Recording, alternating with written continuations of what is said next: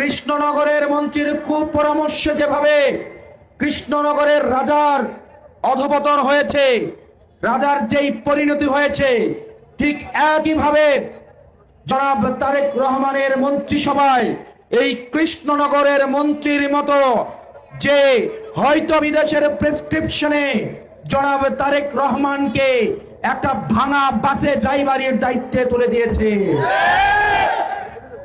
জনাব তারেক রহমান,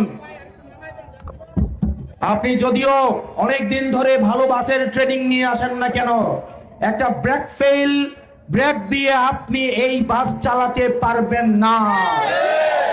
সেজন্য আমরা বলেছি ব্রেকগুলোকে সংস্কার করেন, চাকাগুলোকে পরিবর্তন করেন, এবং সেটার নাম আমরা দিয়েছি রাষ্ট্র কাঠামোর সংস্কার। এই রাষ্ট্র কাঠামোর সংস্কার হিসেবে আমরা গণভোটের আয়োজন করেছিলাম। সেখানে যাত্রীদের থেকে ভোট নেওয়া হয়েছিল, আপনারা চান কিনা চাকাগুলার পরিবর্তন করা হোক, ব্রেকটার পরিবর্তন করা হোক। যাত্রীদের মধ্য থেকে 70% যাত্রী ভোট দিয়েছিল অবশ্যই এই বাসের যান্ত্রিক সংস্কার অবশ্যই করতে হবে, না হয় আমরা এই বাসে উঠবো না। কিন্তু আমরা দেখতে পেলাম নির্বাচনের পরে জনাব তারেক রহমানকে আবার ভুল পথে পরিচালিত করা হচ্ছে। আমরা দেখলাম অতীতের সরকারগুলো 2014, 18 এবং 24-এর নির্বাচনে ফলাফল প্রকাশের আগে ভোট চুরি করা হতো। এবার দেখলাম দিন দুপুরে ফলাফল চুরি করা হয়েছে। 70% মানুষ গণভোটের পক্ষে ভোট দিয়েছে।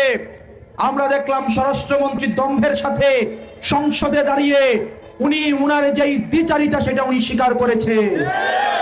উনি বলেছেন আমরা নির্বাচনের স্বার্থে আমরা মেনে নিয়েছি, যে নির্বাচনের স্বার্থে জনগণের সাথে ধোঁকা দিতে পারে, দেশ চালানোর জন্য না জানি আর জনগণকে কত ধোঁকা দিতে পারে।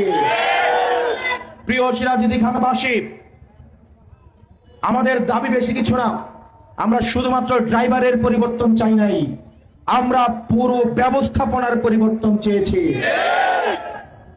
যেই ছেলেরা রাস্তায় নেমে এসে আমরা দেখেছি ছোট ছোট বাচ্চারা, মন্ত্রীরা জেল থেকে বের হয়ে এসে বলেছিল, মাসুম বাচ্চারা আমরা তোমাদের কাছে ঋণী, আমরা যেটা পারি নাই তোমরা সেটা পেরেছো।